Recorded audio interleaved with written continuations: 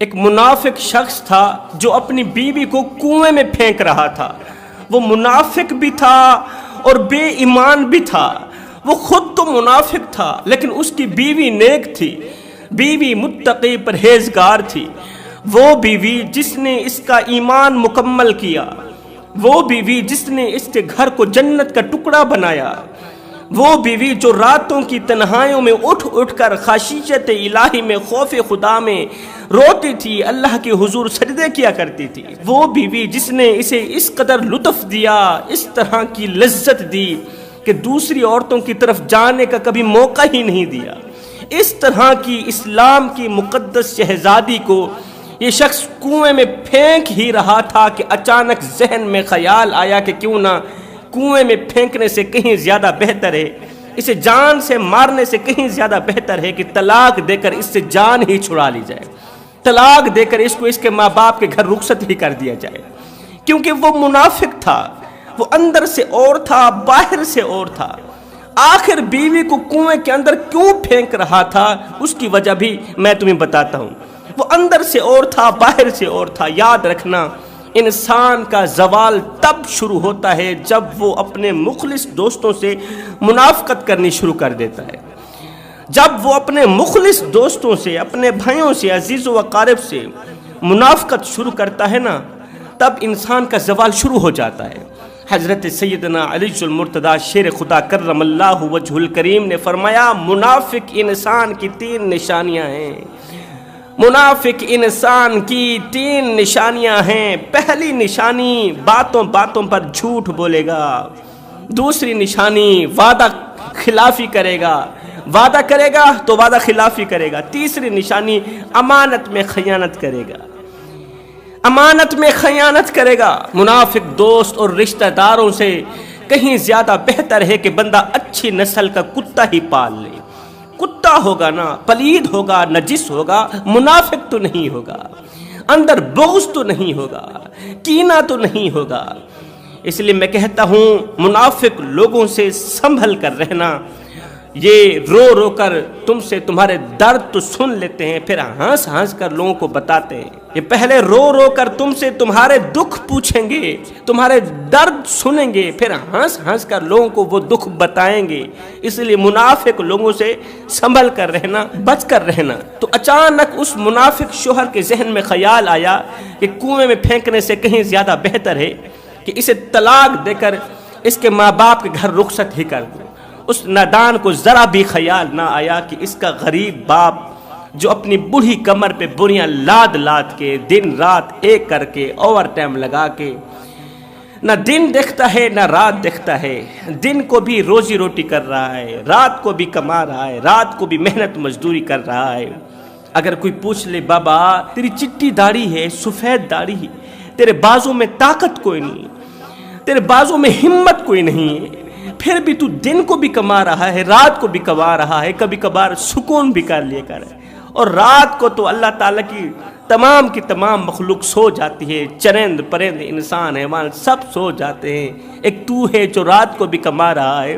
تو آگے بوڑھا شخص چٹی داڑھی والا، سفید داڑھی والا، آنکھوں سے اتھرو بہا کے کہتا ہے، بیٹے میں کیا کروں، میں نے اپنی بیٹی کے ہاتھ پیلے کرنے، میں نے اپنی بیٹی کی شادی کرنی ہے، شادی کروں گا، شادی سے پہلے جہیز کا ہونا ضروری ہے۔ ہائے، اس جہیز جیسی گندی لت نے میرے خوبصورت معاشرے کو گندا کر دیا۔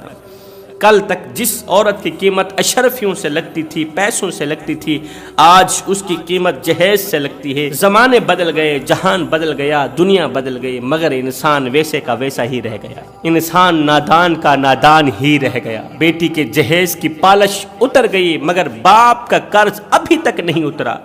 وہ قرض جو بیٹی کے جہیز کے لیے اٹھایا تھا، ابھی تک بھی باپ وہ قرضے اتار رہا ہے۔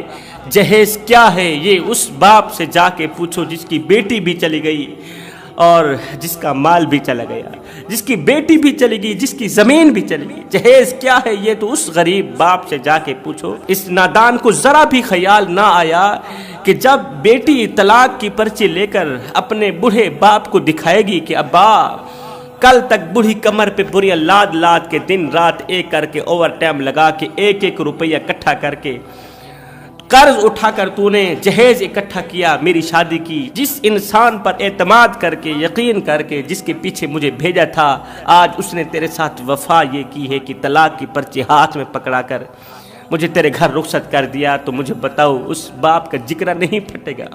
वो बाप जिएगा, वो तो मर जाएगा ना। वो बाप जो कमज़ोर से कंधे पे बोरियां लाद लाद के उसने अपनी बेटी को पढ़ाया लिखाया सिखाया, अच्छा खिलाया अच्छा पिलाया, तालीम दी। बेटी ने जब जवानी की दहलीज पर कदम रखा, जब बेटी की शादी की बारी आई, तो मेरी कौम के नौजवानों ने ये कहकर उन्हें ठुकरा दिया, धक्का देकर एक साइड पे कर दिया कि हम तेरी बेटी को कबूल नहीं करते, हम तेरी बेटी को रिश्ते में कबूल नहीं करते, इसलिए कि तू तो जहेज ही नहीं दे सकता, तेरे पास जहेज देने की हिम्मत नहीं, जहेज देने की ताकत नहीं, तू 2% का गरीब है, तू 2% का मजदूर है।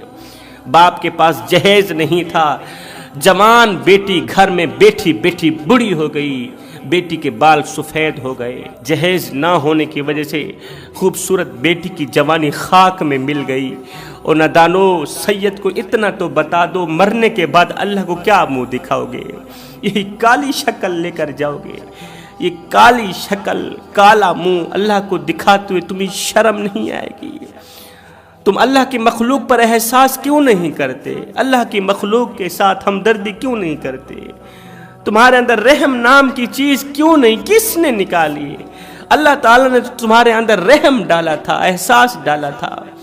एक पल के लिए सोचो तो सही, अल्लाह ताला ने तुम्हें अक्ल सलीम अता की, अक्ल सलीम का इस्तेमाल करो और सोचो कि अल्लाह ताला ने तुम्हें किस मकसद के लिए इस दुनिया में भेजा था। अल्लाह ताला ने जिस मकसद के लिए तुम्हें इस दुनिया में भेजा था, उस मकसद का तुम्हें पता है कि नहीं? आखिर वो कौन सा मकसद था जिस मकसद के लिए अल्लाह ने हमें हजरत इंसान बनाकर दुनिया में भेजा? आखिर वो कौन सा मकसद था जिस मकसद के लिए मेरे नबी ने मेरे लिए पत्थर खाए, हमारे नबी ने हमारे लिए दुख बर्दाश्त किए, दर्द बर्दाश्त किए? आखिर वो कौन सा मकसद था? वो एक ही मकसद था, वो था इंसानियत की हमदर्दी, वो मकसद था इंसानियत की खिदमत, वो मकसद था एहसास। है जब से हमारे अंदर एहसास ख़त्म हुआ, एहसास मरा, तब से हम जिंदा होने के बावजूद भी मर गए, क्योंकि हमारा ज़मीर मुर्दा हो गया। हमने जब भी लूटा बेचारे गरीब को लूटा, हमने जब भी झुग्गी को आग लगाई बेचारे गरीब की झुग्गी को आग लगी, हमने जब भी दिल तोड़ा बेचारे गरीब का दिल तोड़ा, हमने जब भी इज्जत पर वार किया बेचारे गरीब की इज्जत पर वार किया, हमने जब भी इज्जत वाली पगड़ी खाक में मिलाई बेचारे गरीब की इज्जत वाली पगड़ी खाक में मिलाई। और नादानो, मुझे इतना बता दो, मरने के बाद मदीने वाले को ये काला मुंह दिखाते हुए तुम्हें शर्म नहीं आएगी? तुम्हें हया नहीं आएगी? अल्लाह नहीं फरमाएगा, और नादान, मैंने तुम्हें हजरत इंसान बनाकर दुनिया में भेजा था और तू तो कीड़ों से भी बदतर निकला, तू तो कुत्तों से भी बदतर निकला, तू तो जानवरों से भी बदतर निकला। तू मैं खुदा को मानने के बजाय नफ्से अम्मारा को मान बैठा, मुझे खुदा मानने के बजाय नफ्से अम्मारा को खुदा मान बैठा। गरीब अल्लाह के हुजूर शिकवा करने पर मजबूर हो गया। जब से हमने माल की नुमाइश की, दौलत की नुमाइश की, है मेरे करीम नबी ने फरमाया, ओ सहाबा, कभी भी किसी यतीम बच्चे के सामने अपने बच्चे से प्यार न करना, इससे यतीम का दिल दुखेगा, यतीम को मरा हुआ बाप याद आएगा। फरमाया, ओ मेरे सहाबा, किसी बेवा औरत के सामने अपनी बीवी की तारीफ बयान न करना, इससे बेवा औरत का दिल दुखेगा। फरमाया, सहाबा, किसी बे औलाद के सामने अपनी औलाद को प्यार न देना, इससे बे औलाद का दिल दुखेगा। फरमाया, ओ सहाबा, अगर अल्लाह ने तुम्हें पैसा दिया है, माल दिया, दौलत दी, तो कोशिश करना किसी गरीब के सामने अपनी दौलत की नुमाइश न करना, इससे गरीब का दिल दुखेगा, गरीब अल्लाह के सामने शिकवा करने पर मजबूर हो जाएगा। आज अल्लाह ने हमें पैसा ही क्या दिया, दौलत ही क्या दी, हमने अपनी दौलत की नुमाइश कुछ इस तरह की कि गरीब बेचारे ने सर उठाया, अल्लाह के हुजूर शिकवा करने पर मजबूर हो गया। कहने लगा, हाय ना हम रहे दिल लगाने के काबिल, ना दिल रहा गम उठाने के काबिल। रबा तेरे बंदों ने दिए इतने गम, छोड़ा ना हमें मुस्कुराने के काबिल। जवानो खुदारा, किसी को इतना मत सताओ, किसी को इतना मत रुलाओ कि वो अल्लाह के सामने तुम्हारा नाम लेकर रो पड़े। अगर वो अल्लाह के सामने तुम्हारा नाम लेकर रो पड़ा तो याद रखना तुम्हारे लिए बहुत बड़ा मसला बन जाएगा। तुम बहुत बड़ी बला के मुंह में आ जाओगे, बहुत बड़ी मुसीबत के मुंह में आ जाओगे, इसलिए कि अल्लाह का तराजू सिर्फ इंसाफ ही तोलता है। और तलाक देना अल्लाह ताला का नापसंदीदा अमल है। किसी को मार देना, किसी पर जुल्म करना अल्लाह ताला का नापसंदीदा अमल है। मैं कहता हूँ मजलूम बनकर मरना, जालिम बनकर न मरना। मजलूम बनकर मरना, जालिम बनकर न मरना। जालिम बनकर मरोगे तो क़यामत के दिन हज्जाज बिन यूसुफ के साथ उठाए जाओगे, फिरौन के साथ उठाए जाओगे, नमरूद के साथ उठाए जाओगे, अबू जहल के साथ उठाए जाओगे। और अगर मजलूम बनकर मरोगे तो क़यामत के दिन मौला हुसैन के साथ उठाए जाओगे। उस मुनाफिक शख्स के जहन में अचानक ख्याल आया कि बीवी को कुएं में फेंकने से कहीं ज़्यादा बेहतर है कि इसे तलाक देकर जान ही छुड़ा ली जाए। इस सोच की बुनियाद पर बीवी को वापस लेकर घर की तरफ जा ही रहा था कि रास्ते में उसका एक दूसरा मुनाफिक दोस्त मिला। मुनाफिक दोस्त मिला, उसके अंदर भी मुनाफिकत कूट कूट के भरी हुई थी। उस दोस्त ने पूछा, कहाँ से आ रहे हो, कहाँ गए थे?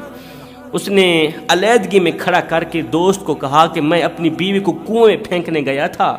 अचानक जहन में ख्याल आया कि कुएं में फेंकने से कहीं ज़्यादा बेहतर है कि इसे तलाक देकर रुखसत ही कर दूं, तलाक देकर जान ही छुड़ा लूं। दोस्त ने कहा कि बीवी ने कौन सी ऐसी ख़ता की है, कौन सी ऐसी गलती की है कि तू इस कदर मुतनफ़िर हो गया है कि उसको कुएं में फेंकने के लिए मजबूर हो गया।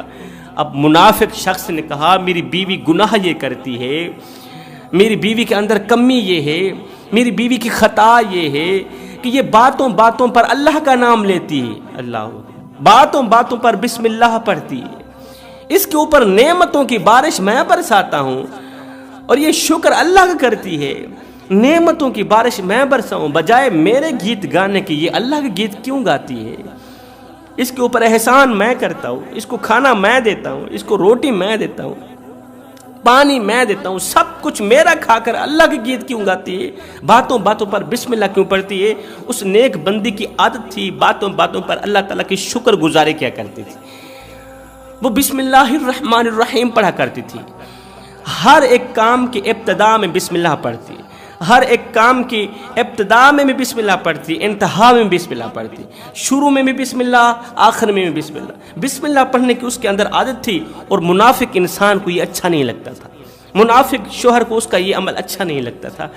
अब दूसरे मुनाफिक दोस्त ने इसे मशवरा दिया, इसके कान में दो चार बातें कहीं, कहा इस तरह करो तुम्हारी बीवी बाज आ जाएगी इस काम से, बिस्मिल्लाह से तुम्हारी बीवी को नफरत हो जाएगी, फिर ये तुम्हारे ही गीत गाएगी, अल्लाह का नाम भी नहीं लेगी। अगर मेरी इस नसीहत पर अमल करते हो तो, अगर मेरी इस नसीहत पर अमल करते हो तुम्हारी बीवी सीधा हो जाएगी, तुम्हें फिर इसे तलाक देने की ज़रूरत ही नहीं पड़ेगी। अब इसे तलाक न दो, जो मैंने तुम्हें मशवरा दिया है मेरे इस मशवरे को कबूल करो, मेरी इस नसीहत पर अमल करो। ये मुनाफिक शख्स वो नसीहत लेकर बीवी को लेकर घर आ गया।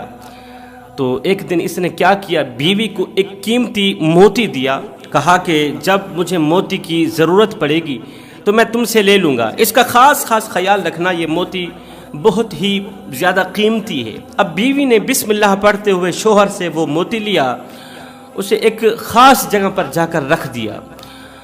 काफ़ी दिन गुजर गए। एक दिन बीवी किसी काम के सिलसिले में घर से बाहर निकली तो मुनाफिक शोहर ने क्या किया, वो मोती उठा के गुम कर दिया, मोती उठाया गुम कर दिया। चंद दिन गुजरे ही थे कि मुनाफिक शोहर ने कहा कि मैंने आपको एक मोती दिया था, मोती की मुझे अशद ज़रूरत है, ले आओ। वो नेक दिल बीवी बिस्मिल्लाह पढ़ते हुए कमरे के अंदर दाखिल हुई, जहाँ पर इसने मोती रखा था उसी जगह पर अपना हाथ डाला, बिस्मिल्लाह पढ़ते हुए एक मोती को उठाया, आकर बिस्मिल्लाह पढ़ते हुए अल्लाह का नाम लेते हुए शोहर की झोली में वो मोती रख दिया।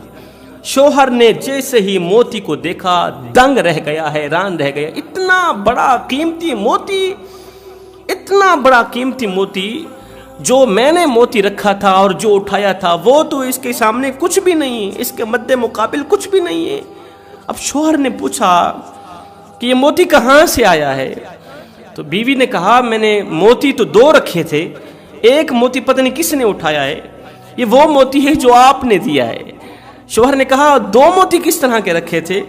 بیوی نے کہا کہ ایک موتی وہ جو آپ نے دیا تھا کہ اسے محفوظ کر کے رکھو، یہ قیمتی موتی ہے، اور دوسرا موتی ایک دن میں نے کہا تھا کہ آپ میرے لیے مچھلی لے کر آئیں، آپ دریا میں گئے تھے، تازہ سی فریش مچھلی لے کر آئے، جب میں نے اسے چاک کیا تو مچھلی کے اندر یہ قیمتی موتی تھا، میں نے اسے بھی اسی جگہ پر رکھ دیا۔